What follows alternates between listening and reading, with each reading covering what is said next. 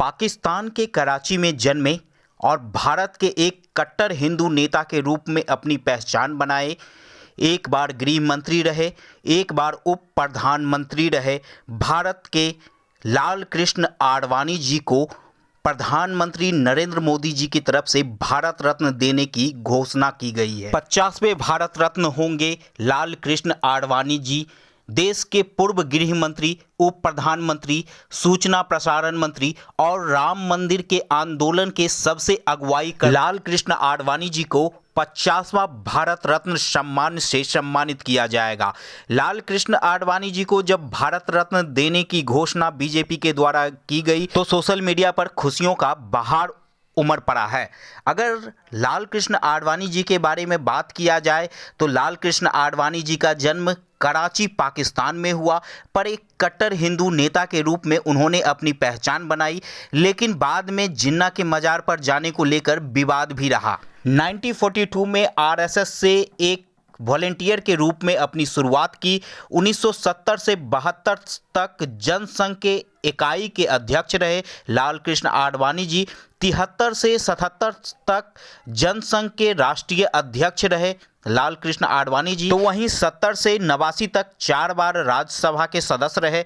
98 से 2004 तक देश के गृह मंत्री और उप प्रधानमंत्री भी रहे हैं लाल कृष्ण आडवाणी जी।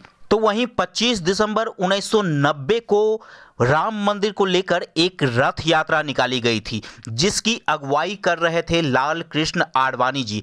और ये रथ यात्रा एक ऐसी रथ यात्रा थी जहां से बीजेपी की उम्मीदें बढ़ गई और भारत में एक हिंदूवादी की शुरुआत भी हुई। और इसी रथ यात्रा को लेकर के बीजेपी की किस्मत भी खुल गई, क्योंकि इससे पहले बीजेपी की सिर्फ 2 सीटें थी, लेकिन रथ यात्रा के बाद 2 सीट से बीजेपी 120 सीट पे पहुंच जाती है और बीजेपी की पहचान एक कट्टर हिंदूवादी पार्टी के रूप में हो जाती है। और इसमें कहीं ना कहीं लाल कृष्ण आडवाणी जी का बहुत बड़ा योगदान रहा है, जिस योगदान के कारण आज उनको भारत रत्न सम्मान से सम्मानित किया जाएगा। और जिस तरह से अभी अमित शाह और नरेंद्र मोदी की जोड़ी है, उसी तरह से अगर पहले की बात करें तो लाल कृष्ण आडवाणी और अटल बिहारी वाजपेयी जी की जोड़ी थी, जिसमें पहले कहा भी जाता था कि अटल बिहारी वाजपेयी के बाद लाल कृष्ण आडवाणी जी को प्रधानमंत्री बनाया जाएगा, लेकिन उसके बाद बीजेपी की सरकार नहीं आई और ऐसा कुछ हुआ भी नहीं।